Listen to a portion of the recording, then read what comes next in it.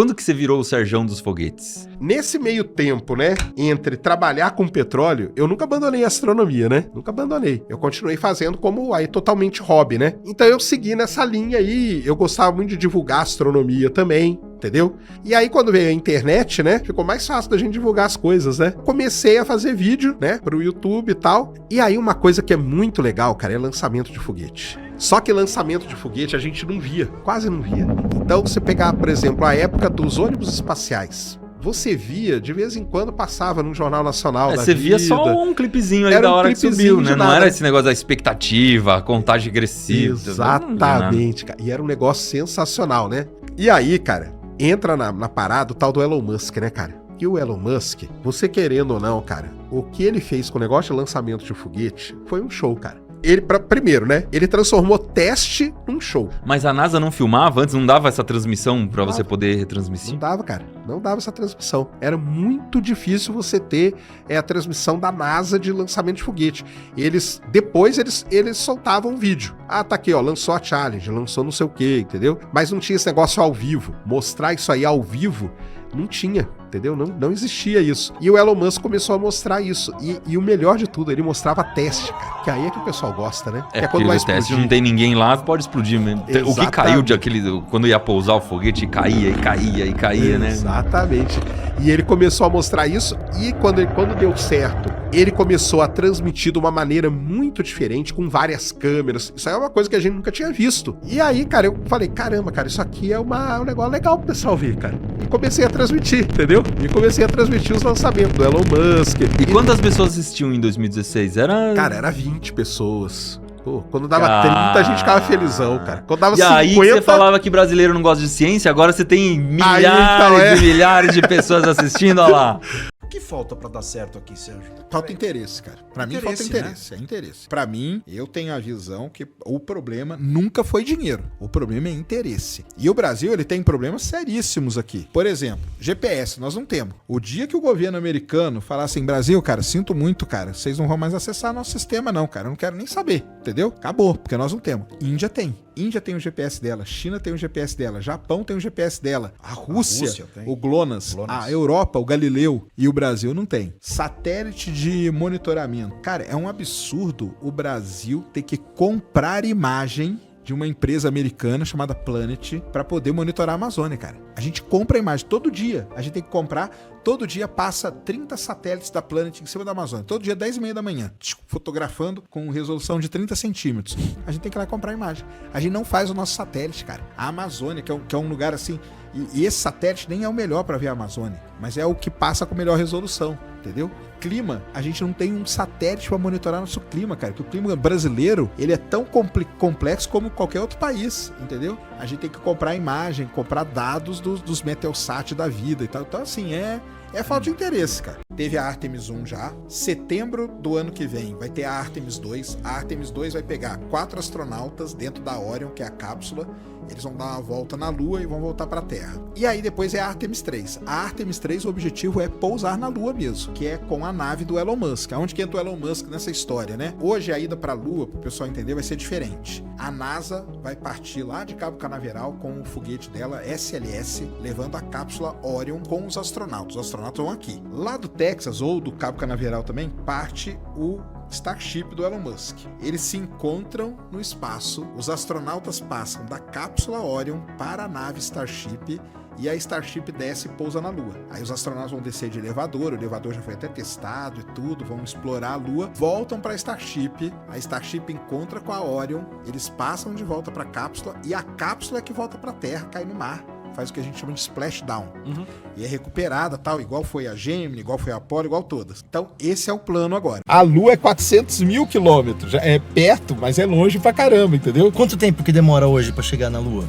Hoje na Lua, uma nave aí, ela consegue chegar na Lua em 2-3 dias. Parece que é bem mais perto, né? Longe, é muito longe. Mas ela tem que ter um impulso, né? A Terra, né? Para você chegar na Lua, você tem que sair da força de atração gravitacional da Terra. Então você tem que lançar uma nave a 40 mil quilômetros por hora. Pra ela vencer a força Pra que a Terra ela faz de vencer, puxar ela de volta. Senão, se ela não tiver a 40 mil, ela vai ficar orbitando a Terra. Aí nunca chega na Lua. E aí tem que escolher, mas aí deve ter o cálculo perfeito pra, tipo, então a Terra vai estar virando nesse momento, quando ela estiver aqui, a gente lança. Tem um momento certo. Aproveitar, tem às vezes, a rotação da Terra. Tem quantas vezes você dá a volta na Terra, a Terra vai funcionar como um estilingue, entendeu? Você vem puxando a sonda, e aí tem um momento certo de você soltar pra ela poder atingir aquela velocidade. A maioria das pessoas não tem a menor noção do tamanho das coisas, né? A maior parte das pessoas não tem. Por exemplo, minha avó não sabe qual que é a distância que tá o Sol. Ela não consegue dimensionar. É tudo muito longe, muito grande, né? Quando a gente fala de espaço, as coisas, é o problema de escala, né? Então a gente se perde nisso aí, né? Então o Sol é 150 milhões de quilômetros. O que é isso, né? Isso é uma coisa que não dá pra medir. Como é que eu vou explicar pra minha avó? Vó, é a mesma coisa que a gente ir pra Santa Fé, no Paraná, e voltar 75 mil vezes, tá ligado? Não dá pra explicar isso. É a vida inteira indo e voltando, é isso mesmo. Se já foi lá no passado, equipamento, tudo precário, comparado ao... Porque tudo bem, mas não era precário não, mas tudo bem, mas vamos lá. Compara com o de hoje. Não, comparar com o de hoje. Comparado com o de hoje.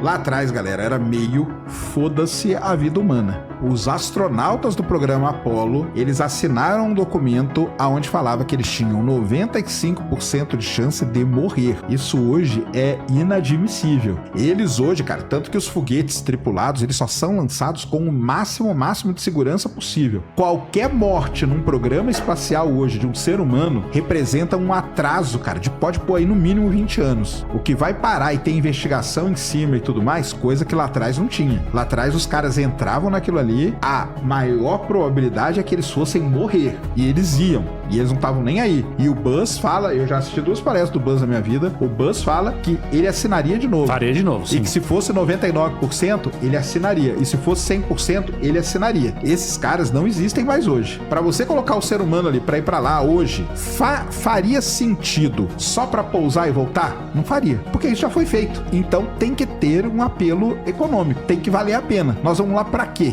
Naquela época lá tinha um retorno geopolítico muito importante. Nós chegamos na Lua, acabou, nós somos a maior potência da humanidade. E fim de papo. Então, aí descobrimos água, que é muito importante, descobrimos L3, que é muito importante, fora tório e vários outros elementos que tem na Lua que são muito importantes. A Lua é uma fonte de minério muito importante para a vida na Terra. Mas por que demora tanto para chegar lá?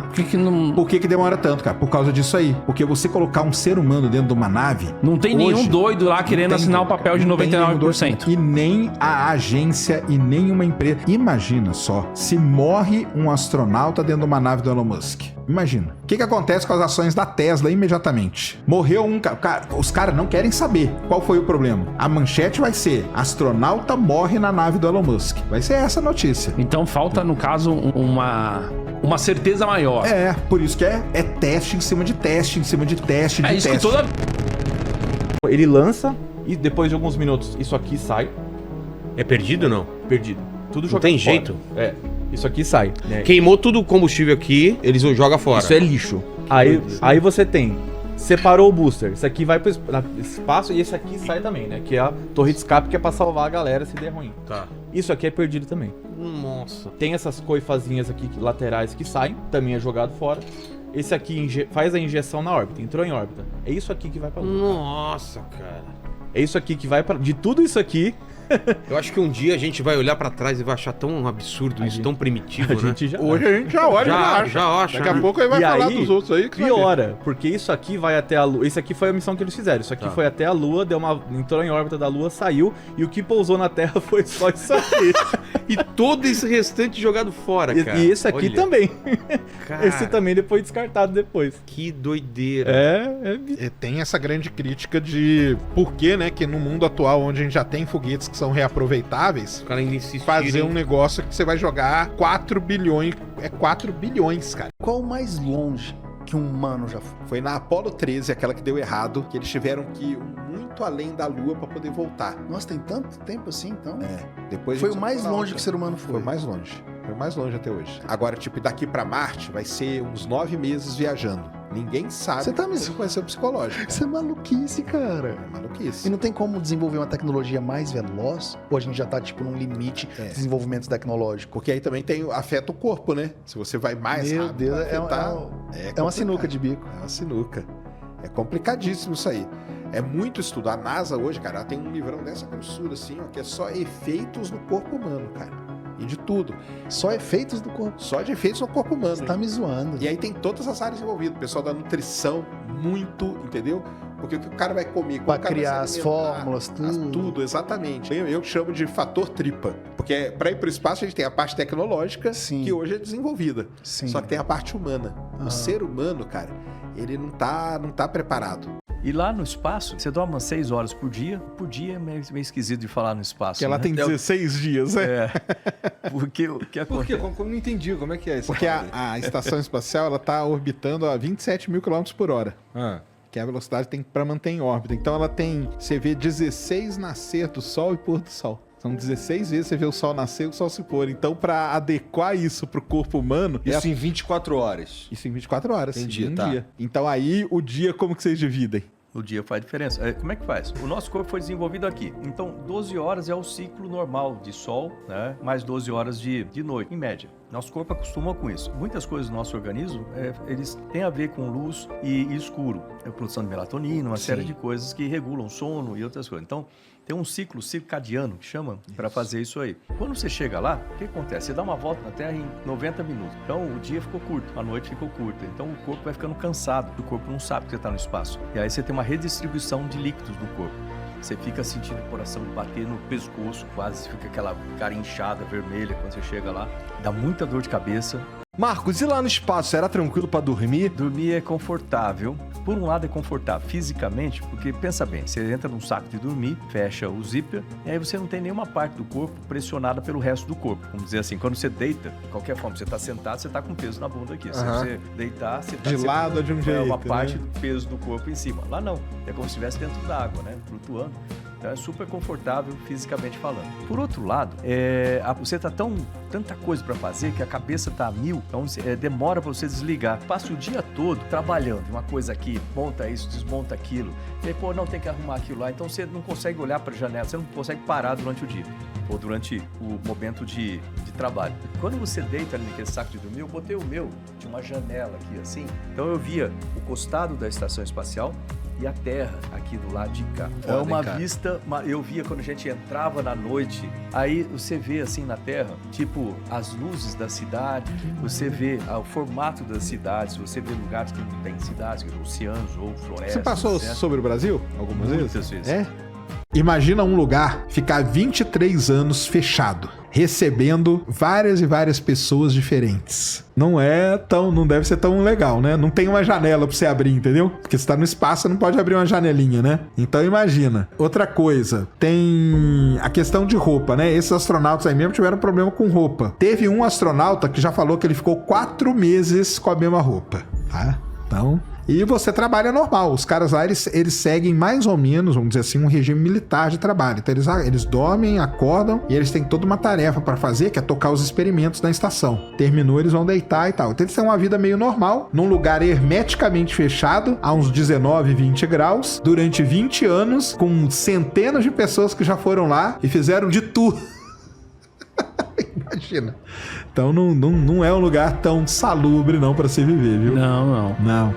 Deve ser um fedor lascado lá dentro, cara. Nossa, esse negócio deve ser... Tem astronauta que fala que na hora que abre a escotilha vem até um bafo, assim, pra eles, entendeu? Meu Deus. É porque, cara, imagina 20 anos negócio fechado, cara. Os chineses estão interessados na Lua. Muito. O que tem lá que eles estão interessados? Cara, a Lua, ela tem um negócio muito precioso chamado Hélio 3. Porque o lance é o seguinte, o sonho da humanidade é produzir energia de forma eficiente e limpa. Isso. E para isso só tem um jeito, que é a fusão nuclear, não a fissão. As usinas que a gente tem são de fissão. Elas quebram o átomo. A gente quer fazer uma de fusão, que é imitar o que acontece dentro do Sol. O hidrogênio, que é o elemento que o Sol funde, aqui na Terra, para você fazer ele a altas temperaturas, ele fica muito instável. Você não consegue controlar ele bem, então ele fica poucos minutos de estabilidade e depois perde, quer dizer, não serve. E eles descobriram que o hélio 3, ele é super estável. E tem lá. Só tem lá, na Terra não tem. E é fácil de ser extraído? Não, aí você vai ter que trazer rochas, da rocha tirar ele aqui na Terra, ou tirar lá e trazer ele de algum jeito. a China já meio que mapeou, ela já sabe aonde que tem maiores e menores concentrações de hélio 3. Mas isso o chinês, dono lá, o chefe da agência espacial chinesa, ele fala abertamente. Ele fala, nós queremos ir para a Lua atrás do hélio 3. Ele fala duas coisas, que é o combustível do futuro e é combustível infinito. Isso ele fala claramente, entendeu? Ele foi na Rússia, os russos cuspiram na cara dele tudo. Entendeu? Mandaram ele, sai daqui, cara. O que você veio fazer aqui? Aí ele desenvolveu o foguete, que é o Falcon. Não conseguiu comprar o foguete. Não conseguiu comprar. Não vendeu. E aí ele fez o foguete. E aí ele tinha dinheiro pra fazer 4 foguetes só. Lançou o primeiro, o foguete explodiu. Lançou o segundo, o foguete explodiu. Lançou o terceiro, o foguete explode, cara. Mas quase que deu certo. Na hora que vai sair o segundo estágio, porque o foguete tem 2 estágios, né? Na hora que vai soltar o segundo, o primeiro dá uma cutucada nele aqui, ó, e ele explode. E aí veio o dia que era o último. E ele falava isso em entrevista. Galera, é o último, cara. Eu não tenho mais dinheiro. Senão quebrou. Quebrou, acabou, entendeu? Esse aí dá certo ou acabou a empresa. E o último deu certo, o 4 deu certo. E aí, quando dá certo, ele prova o que é dar certo, né? Para o pessoal entender. É o foguete chegar no espaço e lançar uma carga na órbita. Quando ele faz isso, ele prova para a NASA que ele é capaz de fazer isso. E a NASA imediatamente fecha um contrato com ele de $2 bilhões. E aí que ele começou, entendeu? Ou seja, agora ele tá colhendo tudo que ele plantou. Tudo que ele plantou.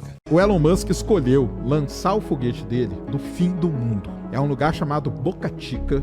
Não é que é na divisa, não. É em cima da divisa com o México. Primeiro que é um fim de mundo. É difícil de você chegar.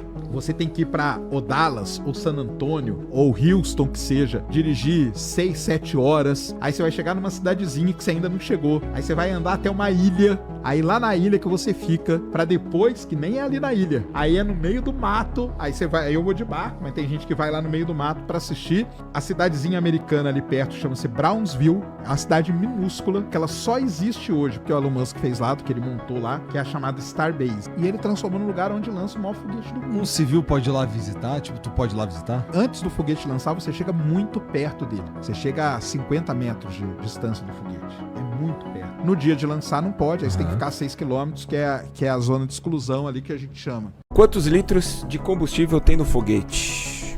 Boa pergunta, cara, porque combustível de foguete a gente não mede em litros, a gente mede em toneladas, entendeu? Porque é tanto combustível que o pessoal usa uma medida em toneladas. E na verdade, assim, vai depender muito do foguete, cara. Isso Qual aí. o tipo de combustível, Maurício? Ele tem um querosene chamado querosene RP1, que é o querosene de foguete. E aí, qual que é o combustível dele? Ou é combustível líquido. O que é combustível líquido? É o oxigênio, que é o oxigênio. Tá. Quando você põe ele a baixíssima temperatura, né? Criogênica. 175 mil litros. 175 mil litros. Então, tá vendo? Aí o pessoal fala em tonelada, que é mais fácil. Tonelada mesmo. Então, boa parte do foguete é pra transportar combustível. O foguete é só combustível. O foguete é uma bomba, só que ele explode naquele momento certo, daquele jeito certo. Mas ele é só combustível, e isso que é o caro. Porque combustível é muito caro. É pegar o oxigênio, levar ele a menos 100 menos vai fumaça. Que é temperatura criogênica, aí o gás vira líquido e você joga esse gás líquido dentro do foguete. É isso que faz ele funcionar. E aí tem os foguetes de combustível sólido. O combustível sólido é pólvora, o pessoal entender. Pólvora é um combustível sólido.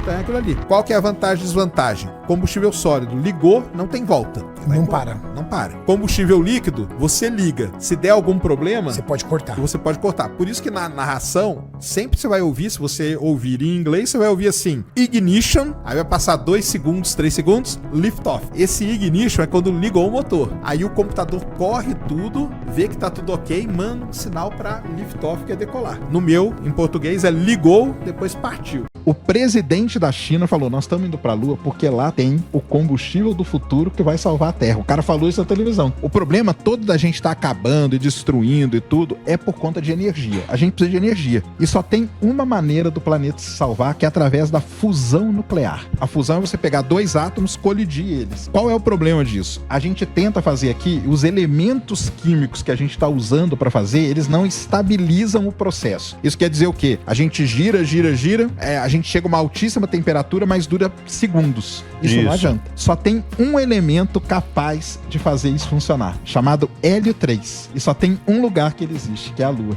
Então, a salvação nossa tá na Lua. E a gente pegar um pouquinho de hélio 3, a gente traz aqui, coloca no reator nuclear, o reator vai rodar, vai fundir, vai estabilizar e nós vamos gerar energia. E o único mapa de hélio 3 que a gente tem, quem tem? A China. Não tem dono, né? Se eu ficasse 2 meses na Lua, qual que seriam os efeitos colaterais quando eu chegasse na Terra? O espaço, assim, lógico, né, cara? O ser humano, nós nascemos aonde? Na Terra, né? Então nós não fomos feitos para viver no espaço. Já começa por aí. A primeira coisa que vai acontecer é você vai dar uma crescida. Ô, louco! Porque aqui na Terra, a gente tem a gravidade que tá empurrando a gente. A gente tá assim, porque a gravidade tá, né? A gente tá sendo pressionado. Na Lua, a gravidade é menor que a da Terra. Então, o que acontece no espaço é que as vértebras, elas dão uma afrouxada.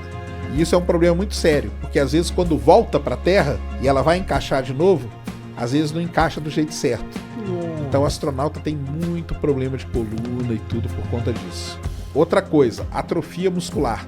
Então muito astronauta volta com problema no músculo, problema na vista, problema de audição, problema na pele. O ser humano dá muito problema. Quem deu o nome de Lua? Nossa, isso aí é um negócio complicado, né, Ned? É, porque o nome realmente não é Lua. Lua seria uma designação para satélite natural, né? Na verdade, o nome do nosso satélite natural é Selene. É, isso aí. Só que meio que não pegou pegou. e tal. É. Isso aí, na verdade, sua pergunta ela é muito interessante, porque tem toda uma discussão até na União Astronômica Internacional, e é um negócio até que a Ned pega no pé da galera. Eu não pego muito não, mas a Ned pega no pé da galera. Por exemplo... As luas de Júpiter. As Como luas assim? de Júpiter, exatamente. Só existe uma lua, nossa. Só existe uma lua. Mas se você pega no inglês, isso aí é engraçado pra caramba. O cara escreve moon, que é lua, e moon, que é a nossa lua. Qual que é a diferença? Uma ele coloca maiúsculo, que é a nossa. E nas outras ele coloca minúsculo, tá? E agora esse negócio de nomenclatura, quem decide tudo isso é a União Astronômica Internacional. Então, Selene é a deusa, tanto que quem estuda a Lua é selenógrafo, e a ciência que estuda a Lua é a selenografia, tá? E a sonda japonesa chamava Selene também, Kaguya, né, em japonês, que é Selene. Por que é difícil ele pousar certinho assim? Cara, porque é o seguinte... O foguete... Só de olhar você já imagina, né? Pô, você sai... vamos manobrar. Você imagina que é um prédio, de uns 12 andares, mais ou menos. Sim. Então o prédio foi. Aí ele chega numa determinada altura aqui, a 100 e poucos quilômetros de altura, 100, 105 e tal... desliga e ele começa a despencar. Imagina um prédio de 12 andares despencando. Aí ele teve várias coisas, ele foi fazendo, né? E ele descobriu uma maneira. Então ele liga os 3 motores, o foguete vai, mas ele fica com um pouquinho de combustível. Porque aí na volta ele liga 3 motores primeiro, num determinado período, e depois ele liga para pousar. Esse negócio de pousar foguete de pé, na física, sabe o que é o exemplo melhor para você ter uma ideia?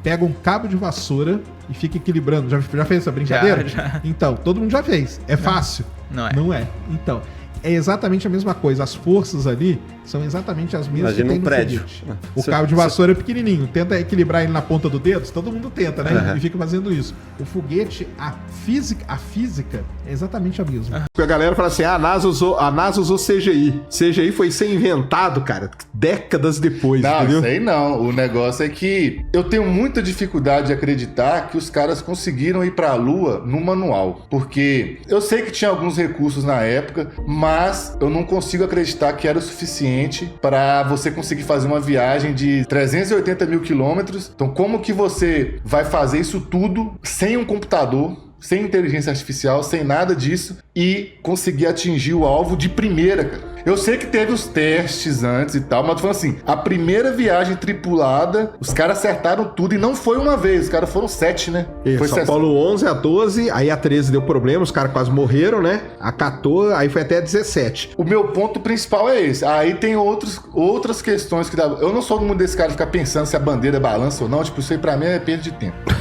Porque, não, isso aí até porque não tem como testar isso. A bandeira lá vai balançar ou nada, cara, sei lá, cara. Pode ter passado um vento solar lá, uma irradiação de alguma coisa. Mas a bandeira não balançou, não. Mas eu tô falando assim, isso não é importante. Isso é um negócio irrelevante. Mas tem algumas coisas que eu já vi que é esquisito. Tipo, por exemplo, você pegar a foto da primeira Apollo que pousou, não tinha a marca do propulsor no chão. E eu acho isso muito estranho. Para você aterrissar na Lua, mesmo não tendo atmosfera, ela tem uma gravidade baixinha, 1.6, né? Ou seja, mais tem a gravidade, é 6 vezes menor que a da Terra. Mas você tem que ter propulsão para você suavizar, senão você cai em queda livre. Por mais que a gravidade seja 6 vezes menor na altura tão grande. Cara, mas ela é porque a Apollo tinha os motorzinhos os outros motores. Sim, mas aí já na segunda tem a marca. Sabe o que dá a impressão? Fica parecendo que esqueceram e na segunda ida tem. Aí você fica assim, tem ou não tem? Essa aí, pra falar bem a verdade, eu não lembro. Agora, os propulsores o que ajudava a fazer o pouso do módulo de descida da Apollo eram aqueles foguetinhos que ela tem um monte ali, né? Eu tô ligado, pá. Que o cara que ele vai controlando e tudo mais. Então, agora teria que ver essas imagens aí pra ver essa imagem aí. Realmente, eu não lembro assim de cabeça, entendeu? De ter a marca e tal. A marca tem depois quando ela sai, né? Quando ela sai, ela deixa porque o módulo de ascensão saía, né? Pra acoplar com o módulo de serviço e voltar pra... Tem vídeo da nave saindo, né? Tem vídeo da nave saindo. Aliás, a história do vídeo da nave... Aliás, você sabe que isso é uma das histórias mais legais que tem? Engraçado, velho. É muito de Chapolin. Não, então vamos lá. Vou contar essa história aí. Na Apollo 15, 16 e 17, ela mandou o rover lunar. E o rover tinha uma câmera. E aí os caras tiveram a seguinte sacada. Com a câmera do rover, a gente vai conseguir um negócio inédito, que é filmar o negócio saindo, entendeu? E isso foi uma das coisas, um dos maiores desafios da televisão americana na época. O que os caras fizeram? Eles pegaram o rover, pararam ele ali e fizeram a câmera do rover ser controlado pela TV aqui na Terra. Só que tem um delay. Não tem um delay? Pra Lua é 8 segundos. É, uma coisa assim. O cara daqui, ele teve que lidar com esse delay. Porque qual que era a ideia deles? Na hora que saísse, a câmera ia acompanhando. E aí esse cara treinou aqui na Terra, porque não era ele mexer e a câmera mexia lá. Era ele mexer, tinha que esperar um tempo pra ver a imagem, depois ele mexia mais um pouco e deu certo, cara. E aí, quando a nave sai, a câmera do rover filma bonitinho ela saindo. Não estou falando que é impossível, mas que faz você questionar a veracidade do negócio. Eu, por exemplo, igual eu falei, eu não acredito. A União Soviética admitiu lá atrás, aliás, foi o primeiro a admitir. A União Soviética, quem sabe, ela tinha, na época da Guerra Fria, ela tinha o maior radar do planeta. Não, a Rússia é cabulosa. Ela usou a União Soviética usou esse radar e apontou ele pra Lua, porque falou assim, cara, se os caras pousaram mesmo e os equipamentos estão lá, eles vão emitir essa assinatura aqui. E eles detectaram, e aí eles falaram, tá aqui, cara. Os caras pisaram lá mesmo e tal. E depois os americanos foram lá, levaram as rochas que eles pegaram. A primeira rocha que foi doada para a União Soviética, entendeu? Sim, mas deixa eu te perguntar. E sobre a polêmica que existe do cinturão de Van Allen? Você tem alguma explicação? Vamos lá, vamos explicar o cinturão de Van Allen pra galera. Primeiro, o que é cinturão de Van Allen? O que é? O Sol emite partículas carregadas. Essas partículas, quando elas chegam na Terra, elas são barradas pelo escudo terrestre nosso, que é o campo geomagnético. Ele é super importante para proteger a gente. Só que existe nesse escudo duas regiões, que são os dois cinturões, onde você tem uma maior concentração de carga magnética. Mais ou menos é isso, de partícula. Qual que é o grande problema? O que o pessoal fala? Se eu atravessar, aí que é o lance. Se eu atravessar pelo meio do cinturão, eu posso ter problema com radiação. Pode.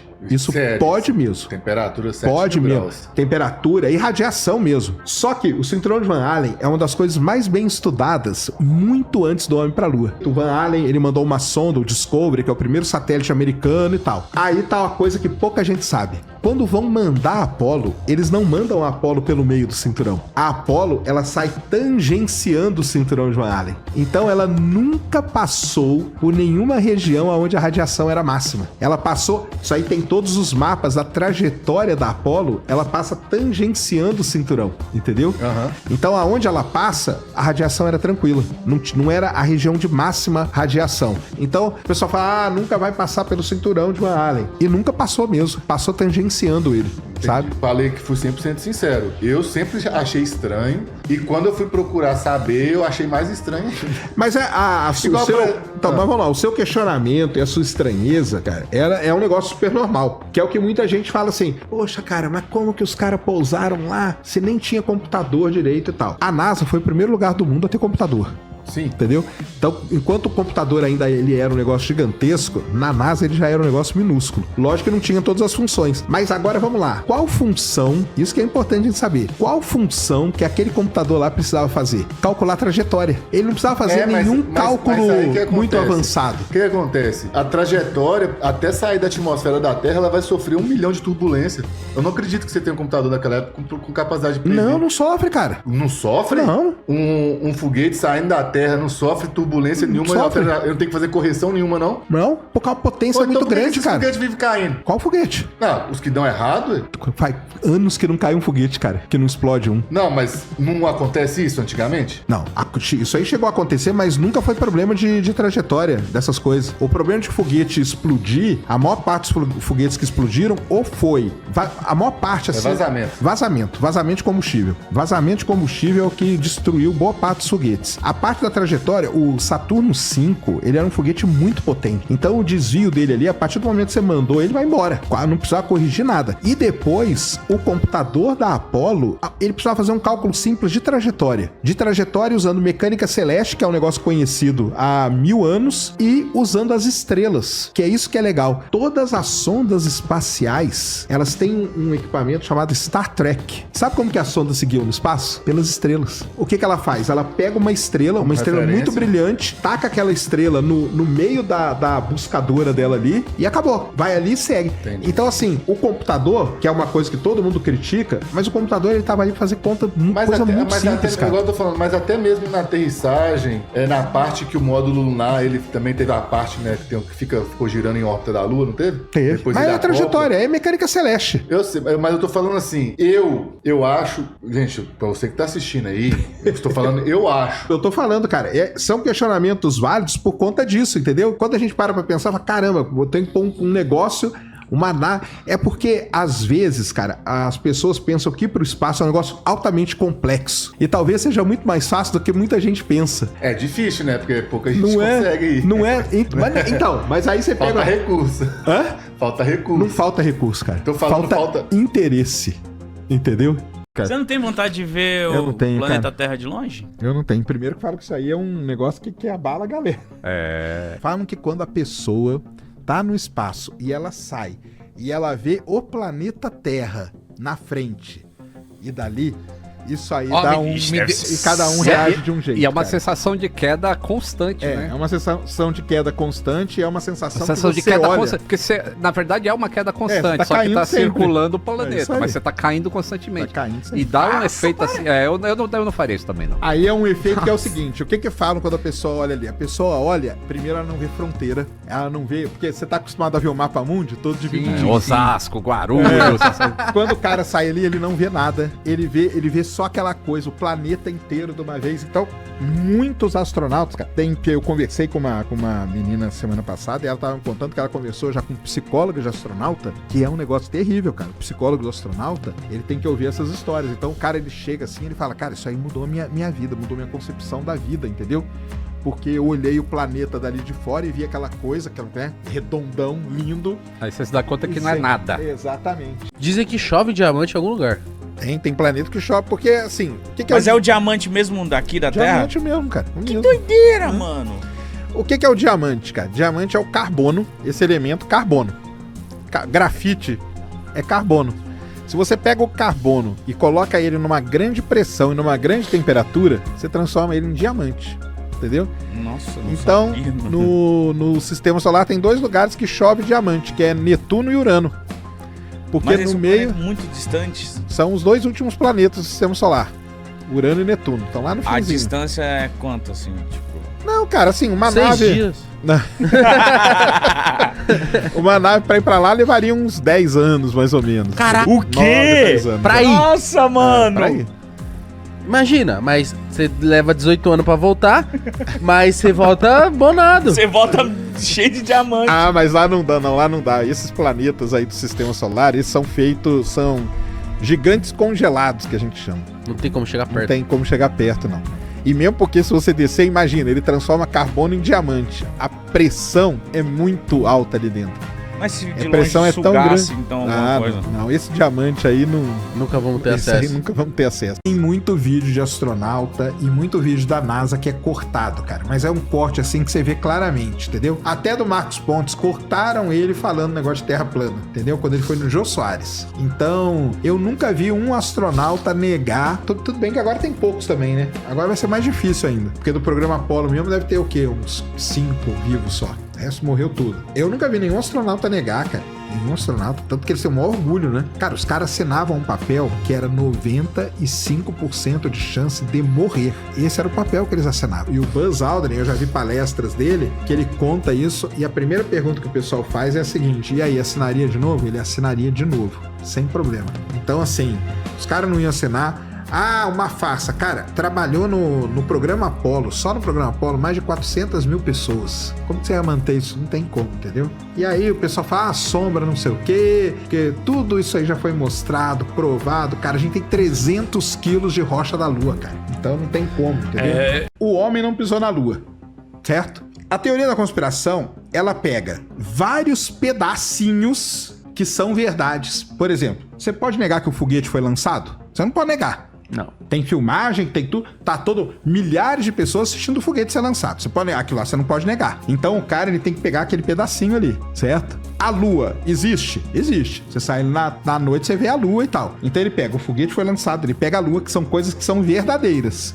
Mas o problema da teoria da conspiração é como ele emenda essas coisas. Então ele fala assim, pô, lançaram aquele foguete, gastaram muita grana. Eles sabiam que não iam chegar na Lua. O que eles fizeram então? Construíram um estúdio de TV que imitasse a Lua e na hora de transmitir, passaram pra lá e transmitiram como se tivesse chegado na Lua. É o famoso CGI. É, o famoso CGI. Na época nem era CGI, né? Porque era prático, né? Nem era computacional. E aí enganou todo mundo. O pessoal pensou que estava pousando na Lua, mas os caras estavam andando num estúdio de TV ali que o Kubrick construiu e blá blá blá e tal. Aí virou uma teoria de conspiração. Aí como que o cara tenta provar isso? Ó, olha a sombra aqui, ó, tá vendo? E aí que entra o negócio, cara. Ele começa a falar de coisas que não é de conhecimento público e notório. Por exemplo, quantas pessoas entendem de sombra projetada para fazer uma foto? São pouquíssimas, cara, que entendem disso. Se eu chegar pra você e falar assim, cara, essa foto aqui da Lua tá errada, porque você tá vendo essa pedra aqui, essa rocha aqui? Se eu iluminar ela aqui, ela não pode dar aquela sombra ali. Ué, Sérgio, como que você sabe isso? Pô, cara, eu estudo isso, cara. Eu vou pro campo, eu tiro foto de rocha, eu sei como que é a sombra da rocha. Você vai acreditar em mim na hora. Vai falar, pô, cara, ele não tá mentindo, ele faz isso aí a vida dele, entendeu? Eles pegam coisas que poucas pessoas conhecem. Então é difícil da pessoa ser refutada. Aí o cara fala assim, cara, é impossível pousar na Lua. Por quê? Cara, a Lua não tem atmosfera. Como eu vou pousar num lugar que não tem atmosfera? Aí você começa a pensar, a pessoa normalzona assim, entendeu? Ah, pô, é verdade, né, cara? Como o cara vai pousar num lugar que não tem atmosfera? Pô, deve ser mentira, entendeu? Então eles pegam pequenas coisas que eles sabem que não é de conhecimento geral. Porque não, por exemplo, não tem como mentir que o foguete foi lançado. Porque isso é milhares. Falar, não, cara, o foguete não foi lançado, não. Ué, mas você tá maluco. Agora as outras coisas, não. Então, é a sombra, é a bandeira. Pô, você viu que a bandeira balançou na hora que o cara tirou?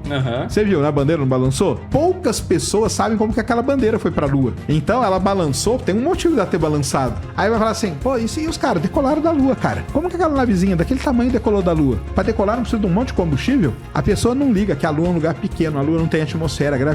Então, é muito conhecimento a mais que uma pessoa tem que ter para poder refutar. E é aí que as teorias de conspiração acabam ganhando muita coisa. Elas ganham muito espaço nisso, porque os caras, eles conseguem fazer uma explicação simples, porém baseadas em coisas muito complexas. Essas coisas complexas aqui, você não vai parar agora e vai ler um livro sobre propulsão lunar. Até refutar isso daí já foi. Exatamente. Parece foguete, é coisa de filme, né? É, mas por incrível que pareça, cada vez mais tem lançamento de foguete. Pra onde que vai tanto foguete assim? Muitos vão pra órbita da Terra mesmo. Fazer o quê? A maioria é militar hoje, ou que é pra espionagem, pra algum tipo de análise de imagem. Mas são foguetes espião e eles transmitem o lançamento? Uma parte sim, isso que é engraçado, uma parte eles transmitem. Assim, faz parte da propaganda, inclusive? Tipo, olha que estamos mandando espião pra lá. Exatamente. Não vem fazer besteira no meu país, hein? É no sentido assim, a gente tá mandando, mas você não sabe onde vai estar exatamente. Então, ele é gigantesco, ele é o maior foguete que o ser humano já fez. O que tinha lá dentro? Nada, só combustível. Era um teste. Teste caro, hein? Bota cara nisso. Tá, por que estão testando isso? A ideia é levar quem? É levar cargas para a órbita, claro, né? Principalmente satélites da SpaceX, mas também chegar a levar o ser humano para a Lua de volta nos próximos anos. O Elon Musk quer levar o ser humano para a Lua. Isso, e fazer o que na Lua? Aí é parte científica, por enquanto é parte científica. Então é estudar o que tem ali. A gente conhece muito pouco da Lua ainda. Né? O grande plano do Elon Musk é ficar levando satélite e fazer a rede dele, Starlink. Isso, e já fez, né? Já tá fazendo ainda, né? E por isso é o que mais lança hoje na prática, assim, se você for considerar o que a SpaceX lança, a maioria é satélites Mas da deve Starlink. ter muito lixo em órbita, hein? Tem. Só a SpaceX... Os que não funcionam, dá para aproveitar alguma coisa? Satélites que não funcionam mais, eles voltam e caem na Terra. Os foguetes. Os foguetes. É muito difícil hoje explodir mesmo, são poucas falhas que tem. Explodiu já era. Aí é milhões de dólares que explodiu e não tem volta. Então tem foguetes que voaram 15 segundos, explodiu e acabou. Assim, 10 milhões, 15 milhões, 20 milhões de dólares. Mas os satélites, você ia dizendo, esses dá para... Os satélites, eles queimam de volta na atmosfera, a maioria esmagadora, né? Eles queimam de volta. Eles são feitos para durar de 3 a 5 anos, e aí eles queimam e não sobra, em tese, lixo. O satélite é feito para quando a vida útil dele acaba, ele cai e queima. Isso aí. Sérgio, você acha que algum dia o homem vai conseguir criar uma tecnologia que consiga viajar na velocidade da luz? Ou isso não passa de filme de ficção? Não dá não, cara. O corpo humano... Você tá me deixando muito triste. Não, o corpo humano hoje, não ia aguentar, cara. Não ia aguentar. A gente vê os filmes aí, eu quero viajar na velocidade da luz. Velocidade dobra, né? Velocidade dobra. Exatamente. A velocidade da dobra era isso, né? Era dobrar Isso, a velocidade da dobra é quando eles dobram o espaço-tempo, né? Consegue sair de um ponto e chegar no outro, né? Então, cara, o problema é que a velocidade da luz, cara, o nosso corpo, quando ele sofrer essa aceleração aí, ele vai se desintegrar todo, as moléculas e tudo mais, elas não vão conseguir ficar estável nessa forma na velocidade da luz. Então é um negócio que não existe. Agora, a gente não precisa ir na velocidade da luz também não, entendeu? Pode viajar mais. 30% da velocidade da luz. Mas 30% é muito. Então, já não aguenta o corpo. Já não aguenta, cara. Então, já daria problema. A não ser que parta para aquele lance de criogenia, que congele o cara, que deixe ele. Normalmente os filmes hoje em dia, assim, a galera vai dormindo e desperta quando estiver chegando no planeta lá. Porque aí você põe o cara num lugar, ele não vai sentir aquele efeito, o corpo dele tá num estado ali, aí até poderia, mas aí é muita ficção também. Mandar uma pessoa para o espaço é uma coisa. Colocar alguém em órbita da Terra é outra coisa completamente diferente. Então vamos lá. Ir ao espaço é cruzar um limite que a gente chama de linha de Kármán, que fica ali estabelecido aos 100 km de altura. Passou a linha de Kármán, você está no espaço. Quer dizer que você entrou em órbita da Terra? Não, você não entrou em órbita da Terra. Então, entrar em órbita da Terra é diferente. Você tem que, além de você ter altura, você tem que ter velocidade para orbitar a Terra. Qual é a velocidade para orbitar a Terra? Velocidade para orbitar a Terra é aproximadamente 27 mil km por hora. Se você lançar qualquer coisa a 27 mil km por hora no espaço, essa coisa orbita a Terra. Então, orbitar é uma coisa, ir para o espaço é outra coisa. O Gagarin, ele orbitou a Terra. Beleza? Cara, existem alguns fenômenos e algumas coisas que acontecem que não tem como eu trazer a melhor imagem do... Vou dar um exemplo aqui. Lançamento de foguete. Você pode pegar a melhor filmagem de lançamento de foguete, não chega nem aos pés e nem tem como eu te explicar como que é você tá vendo aquilo ao vivo. Porque é muito legal que é o seguinte, pro pessoal entender. Quando o foguete lança, você não ouve barulho nenhum, porque o som demora mais para chegar. Então, você só vai ouvir... E sabe o que é legal? Quando o foguete lança, ninguém fala nada, ninguém comemora. Depois que o foguete está a uma certa altura, vem a onda de choque. E quando a onda de choque pega a galera, é que a galera comemora. É isso que é legal. E não tem como eu explicar por quê. Porque quando a gente vê uma filmagem, eles põem um delay para juntar o som com a imagem. E você parece que é a mesma coisa. Então, todo mundo que está acostumado a ver lançamento de foguete pelo YouTube e tal, quando você vai ver ao vivo, você toma um susto. Porque você vê o foguete e nada do som. Aí depois de alguns segundos chega o som. Isso é legal demais. Eu deixo registrado aqui, se o Elon Musk fizer isso, eu monto uma estátua do Elon Musk na frente do STF. O Hubble tá velhinho, vai fazer 35 anos no espaço. Ele só tem um giroscópio funcionando. Não tem mais um ônibus espacial para corrigir ele, para atualizar ele, para trocar os instrumentos, para trocar o painel solar, nem nada. Ele pode a qualquer momento cair, entendeu? Teria como salvar o Hubble? E agora eu vou mostrar uma imagem para vocês. Eles instalaram isso aí no Hubble. Porque isso que vocês estão vendo aí é um sistema compatível com qualquer sistema de acoplagem na estação espacial que seja, em naves e tudo mais. Por isso, existe a grandíssima chance de salvar o Hubble. Se o Elon Musk trouxer o Hubble de volta, eu vou lá em Brasília e na frente do STF eu monto uma estátua do Elon Musk fazendo aqui, ó. Ó o que eu vou fazer aqui, ó. O Brasil, o foda é isso, cara. Pro pessoal entender, nós estamos na contramão, cara. Pega aí uma rodovia na sua cidade a 200 Pegou a Dutra, por hora. né? A Dutra a 200 por hora, só que na contramão. É isso que o Brasil fez, simplesmente, cara. O Brasil tá se enfiando nos rolos diplomáticos ruins, inclusive com os Estados Unidos. Praticamente toda a nossa meteorologia depende de dado americano. GPS já era. GPS também, né? GPS não é só o que você usa pra usar o Waze, tá ligado? Tem um monte de sistema que usa GPS embarcado. Mineração, energia, petróleo, né? Exatamente. Entendeu? Então, assim, tipo, eu não acho que é uma coisa que vai acontecer, mas do ponto de vista de soberania nacional, vai acontecer, né? Tipo, os americanos podem falar assim, olha, tá bom, então eu vou... Desligo aqui. Meu sistema parou de funcionar. Ih, mas e a minha meteorologia? Pô, cara, usa a tua. Não tem. Entendeu? Então, assim, a gente tá usando um discurso errado pra defender a soberania nacional, ferrando a soberania nacional. Entendeu? Tipo, a gente não tem sistema de posicionamento local, ou seja, a gente tem o GPS, tem o GLONASS, que é o russo, tem o Beidou, que é o chinês, e tem o Galileu, que tá nascendo ainda, meio natimor, mas tá nascendo, que é da União Europeia. Mas, tem assim... indiano também, né? Mas o deles é local. Entendeu? Sim. Aqueles que são sistemas locais, ou seja, é só pra funcionar dentro do país, entendeu? Então, tipo, a gente não tem isso, tá ligado? A gente não tem. Se der um apagão na rede de GPS, a gente, desculpa o termo, a gente tá fudido, cara. E é bilhões de prejuízo. Bilhões, de centenas de bilhões, bobeou. Entendeu? Tipo, se o seu GPS parar de funcionar por 1 hora no mundo inteiro, filho, é um arregaço, entendeu? Imagina... Por que cada país tem o seu? Porque cada país é diferente, cara. Então você tem o Japão, é uma ilha cheia de montanha, tal, não sei o quê. Tem um GPS que funciona ali. Que é só local, né? Só pra região. Exatamente, que é só pra aquela região, entendeu?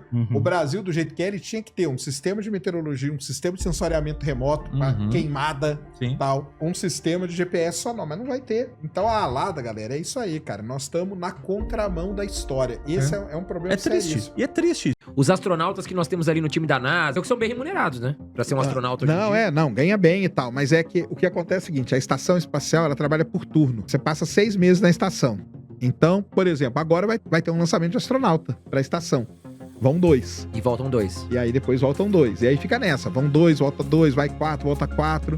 Então tem os turnos. Mas sim, existe uma equipe de astronautas que ficam aqui treinando até chegar a hora deles irem pro espaço. Você sabe uma média de salário desse pessoal aí? Cara, isso aí já me perguntaram várias vezes e a gente procurou. E até que não era tão grande não. Entendeu? Se não me engano, ficava ali na casa dos $18 mil por mês, entendeu? Eu achei que era muito mais. Muita gente eles achou. têm um risco, eles têm Então, exatamente um risco de não voltar, né? Só que aí eu acho que quando eles estão no espaço, eles ganham um a mais. Entendeu? Então, lá deve ganhar uns $20 mil por mês. Os 2 astronautas da Boeing que foram e, enfim, esses morreram. Não, estão lá, tão bem.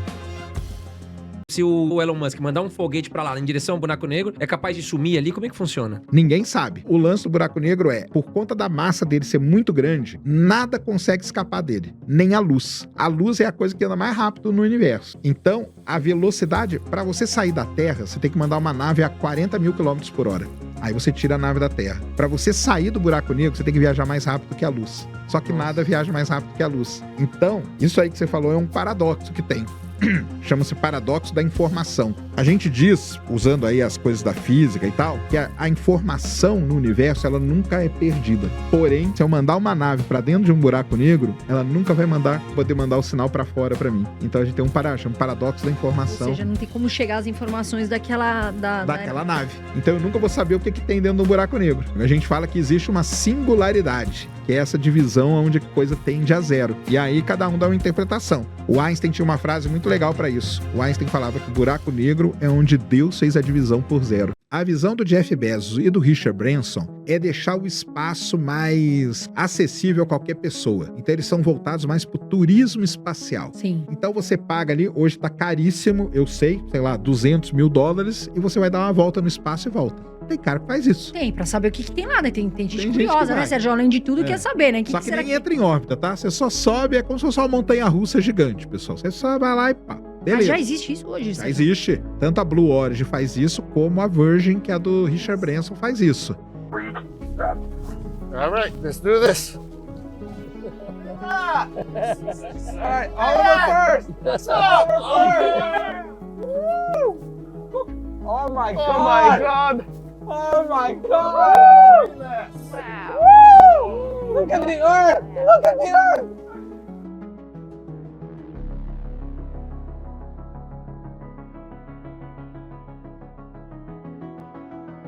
O Elon Musk, ele teve a visão, e aí que é o grande lance dele, de criar uma internet via satélite.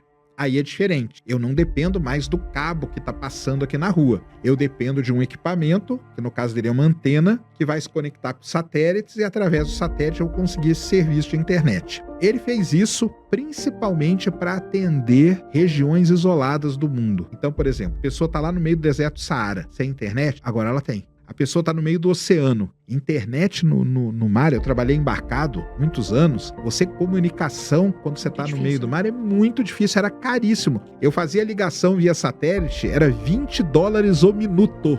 $20 o minuto. Então, você está no meio do mar, você coloca. Quando tem acidente natural, qualquer acidente natural. Até o Rio Grande do Sul, né? Então, Rio Grande do Sul usou agora. Teve um furacão em 2018 que a Starlink salvou a galera lá. Porque a primeira coisa que acaba quando tem um desastre natural é a comunicação. Então, a ideia do Elon Musk é essa. É fazer a internet para você. Por exemplo, o cara tem uma fazenda. Como você vai pôr uma internet numa fazenda? Ou numa cidadezinha do interior? É difícil. É difícil demais. Por exemplo, no interior de São Paulo tem internet via rádio, que é horrível. Quando começa a chover, cai a internet, porque a onda de rádio ela sofre muita interferência de nuvem e tudo. Então, fazenda, cidades pequenas e tudo isso. Né? Alto mar. Alto mar. Então, essa internet é para isso. E isso é muita grana. Não é pouca, não é muita. É 5,6 bilhões de dólares. Mexer com foguete é um negócio extremamente caro. Então, assim, ou são governos que mexem com isso, são as agências, né? Quando não é um governo, aí tem que ser alguém que tenha muito dinheiro. E quem tem muito dinheiro no mundo é Jeff Bezos, que é o cara da Blue Origin, Elon Musk, que é o cara da SpaceX, Richard Branson, que é o cara da Virgin Galactic. Esses caras são os caras mais estão ali entre os mais ricos do mundo. Agora tá rolando nos Estados Unidos uma licitação com o Pentágono. Ele tá procurando uma empresa e ele vai fechar um contrato de 5,6 bilhões de dólares com a empresa que puder prestar o serviço que ele quer, que é colocar um determinado tipo de satélite em órbita. Então, não é que eles estão ali brincando, não é que eles estão querendo procurar planeta, não é nada disso. Os bilionários vão atrás disso por causa disso, porque eles sabem, ali tem dinheiro, é onde está o dinheiro hoje, é no espaço. Exato. Qual empresa no Brasil que assina um contrato de 5,6 bilhões de dólares? Não existe, entendeu?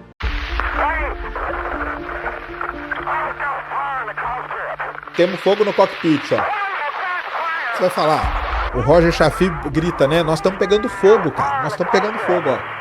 Isso aí foi muito triste. Por que aconteceu isso? O pessoal, quando bolou a cápsula, eles criaram uma atmosfera dentro da cápsula que ela era 100% oxigênio. Isso aí foi um erro muito grande da NASA, né? Porque o ar que a gente respira, ele não é 100% oxigênio. Ele tem nitrogênio misturado e tudo.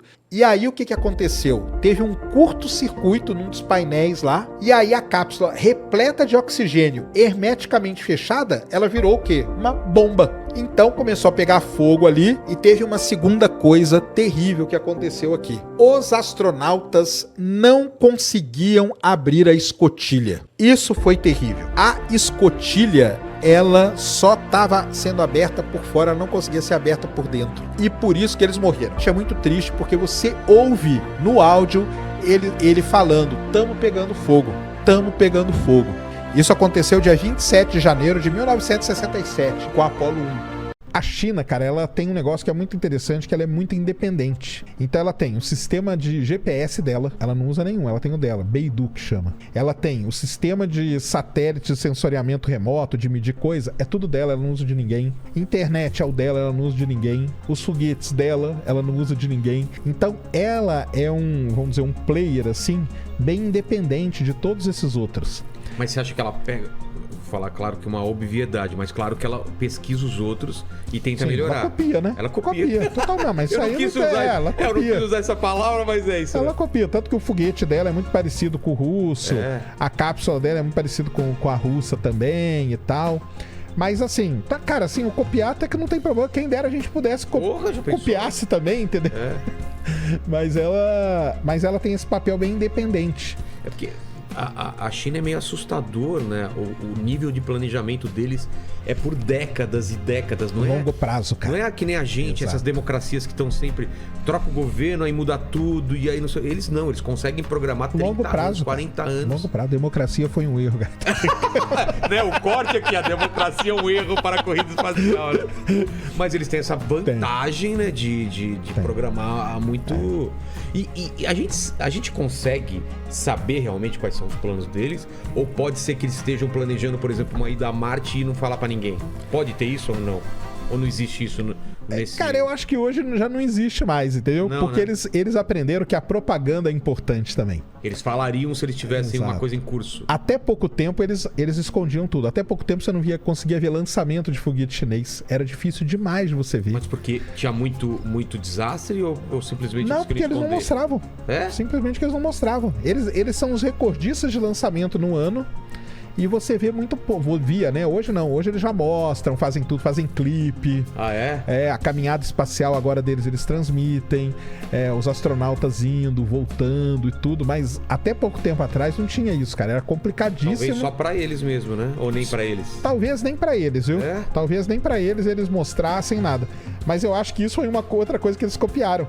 Eles viram que o marketing é importante. Faz toda a diferença. Faz toda, cara. Toda a diferença. E eles viram que é importante o mundo saber o que eles estão fazendo. Pra que nós vamos esconder? Cara, a gente faz coisa boa pra caramba aqui, cara. Manda satélite, manda um monte de coisa. Deixa o mundo saber. Os Estados Unidos construiu toda uma imagem em cima da conquista da Lua, né, cara? Sim, exatamente. Né? E eles... Então, assim, eles são muito desenvolvidos, muito mesmo. A China o maior radiotelescópio do mundo fica na China hoje, numa montanha. A China tem uma estação espacial dela, porque ela não tá na Estação Espacial Internacional. Ela foi lá, não tem problema, cara, construiu a minha. Não chamaram ela, foi isso? Na época ali ela não participou, nem nada. E depois, tudo que eles construíram, os mecanismos de acoplamento e tudo, meio que fizeram, não fizeram sacanagem, mas meio uma sacanagem que o da China não encaixa, entendeu? É tipo a nossa tomada de 3 Tipo a nossa tomada, exatamente. Mas aí a China foi lá, tem problema não, cara. Eu faço a minha estação. Aí ela fez uma estação, derrubou uma estação há uns 3 anos atrás. Como assim derrubou? Ela fez uma estação para testar e depois queimou a estação na atmosfera. Agora tá subindo outra, já tem 4 módulos dela. Ela leva tem uma taikonautinha lá, uma chinesinha, cara, que ela dá aula pras escolas lá do espaço. É legal pra caramba o que eles estão fazendo, cara. É legal demais. Eles fazem muita coisa. E eles viram, né, cara, que eles sendo independentes, pra eles é muito bom, né? Porque eles fazem o foguete deles, lançam os satélites dele e tá tudo bem, cara. Não depende de motor de um, não depende de coisa do outro. E ficam ali e vão... Hoje são muito desenvolvidos, muito mesmo. Então ela tem um rover em Marte, pousou em Marte, coisa que a Rússia nunca conseguiu. Ela tem um rover no lado oculto da Lua, coisa que ninguém nunca conseguiu. Ela tem lá um robozinho lá explorando. Chinês é fogo, cara. E eles têm um plano pra colonizar, não colonizar, né? Explorar a Lua, vamos dizer assim. Explorar de moral ou de tirar coisa de lá? Explorar de tirar coisa importante de lá e tudo. Como funciona essa jurisdição da Lua? Qualquer um pode ir lá e... Qualquer um pode, sim, né? A Lua é um negócio internacional, né? Tipo Antártica, né? Eles têm esse meio acordo aí. Foi feito isso meio na década de 70 ali, um acordo espacial e tudo. Os países podem ir, entendeu? Então, não é de ninguém. Mas pode perfurar lá e tirar coisa? Pode perfurar, pode explorar e tudo. O que tem na Lua de interessante lá? Cara, hoje a gente já sabe. Além de queijo, né? E furo, né? Bem, hoje a gente já sabe que a Lua tem muita água. É mesmo? E isso é muito importante porque a água é H2O. E se você quebrar o H2O, você tem os 2 elementos que são combustível de foguete. Eu brinco que você tem um posto Ipiranga. É mesmo? Lá na Lua? Então o que você pode fazer? Você pode construir um foguete lá e lançar ele de lá, que sai muito mais barato. porque a gravidade é menor, a velocidade de escape não tem atmosfera. Não tem que vencer a atmosfera. Não tem nada disso, e você tem lá hidrogênio, você tem lá oxigênio, você produz o combustível todo lá e manda bala. Então ela vira um posto avançado para ir para Marte, por exemplo, para outros cantos. Fora isso, ela tem lá o famoso hélio 3, né? Que é aquele elemento que a gente pode usar aqui na Terra para fusão nuclear. Que ele é muito bom, que ele é estável e tudo, fora... Tem bastante quantidade? Tem muita quantidade. A explicação disso qual que é?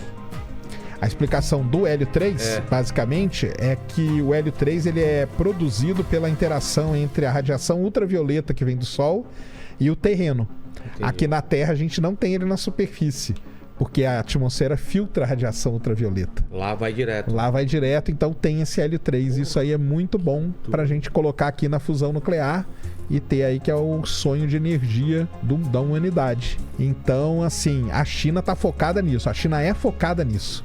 Ela quer isso aí.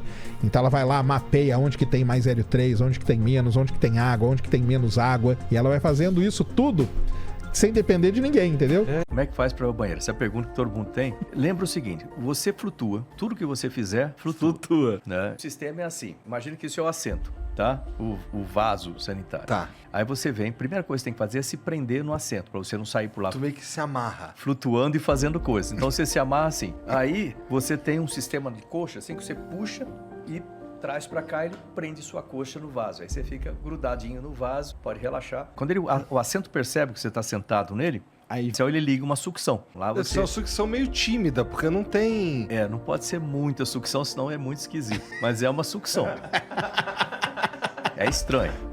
Porque a cadeira vibra um pouco, né? Parece que você tá sentado num jato, sei lá o que, vibrando. E aquele negócio succionando, o que também é estranho. Mas quando você senta lá, tem uma televisãozinha na sua frente. Que é o seguinte, o buraco do assento ali, o sólido, ele é bem estreito. E se cair fora, você tem que limpar antes do próximo chegar, por educação Então, você tem que acertar o alvo lá, né? E não é fácil acertar o alvo assim. Né? Então, para isso tem a televisão com uma câmera. Não acredito, cara. Não acredito. Então, se você nunca se viu em certos ângulos, é uma boa oportunidade para ver se o sistema tá bom. Caramba!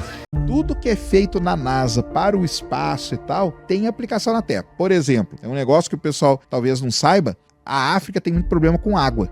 Tem água? Tem. Só que tem água que é muito suja, tem água que tem doença e tal. A NASA desenvolveu um pozinho que você joga na água e ela purifica a água. Porque ela pega as menores bactérias, tudo aglutina aqui num lugar, você tira e você pode beber aquela água. Desenvolveu isso por quê? Porque na estação espacial, boa parte da água vem da urina dos astronautas. Você precisa purificar para você beber. Pegaram isso aí, levam nos açudes lá na África, que são sujos, enche aquilo lá, joga esse pó, depois de um tempo aquilo lá decanta, pega aquela água e tal. Então tem muita gente que... A Índia usou muito isso, entendeu? Então tem muita gente hoje que não morre de sede por conta de uma coisa que veio do espaço. E água potável, que era um problema na Índia também. Tanto que a exploração espacial na Índia, depois disso, virou matéria obrigatória na escola. Caralho. Foda, mano. Por isso que tem uma... A gente tem uns 5.000 satélites ativos na órbita da Terra. Esse aí tudo bem. Esse aí não tem perigo porque eles estão ativos, então as empresas sabem e tudo mais. Agora nós temos, cara, lixo espacial. Esse que é o grande problema. Então, vira e mexe, reentra a gente chama reentrada, né? Quando ele entra de novo na atmosfera, a gente chama de reentrada. Vira e mexe, cai uns pedaços por aí, entendeu? Óbvio que como a Terra tem muito mais água do que solo, né? Continente mesmo, a chance de cair no mar é muito maior. Mas às vezes cai, cara. Um satélite pode bater no outro lá, um lixo espacial bater no outro e um pedaço desse reentrar na... E às vezes, por conta do material que ele é feito, ele não queima totalmente. Então cai. E um satélite desses não chega pode bater na estação espacial que tem lá? Pode. Vira e mexe, a estação espacial manobra para fugir de lixo espacial. Eles têm todo um sistema lá de monitoramento. Quando tá vindo algum lixo espacial, eles manobram a estação, põem ela um pouquinho mais para cima, um pouquinho mais para baixo, para escapar daquilo. Às vezes fica tão perigoso que os astronautas entram dentro das naves que estão lá, porque se der um problema muito sério, eles desprendem a nave e voltam imediatamente para a Terra. Não igual Gravidade, né? Aquele filme, lá não pode acontecer. Mas pode bater sim, tem esse risco. Mas assim, o risco existe, mas é tudo muito bem monitorado. Mas óbvio que tem um X% ali de coisa aleatória que pode acontecer. Um pedaço bater no outro e aí causar algum problema.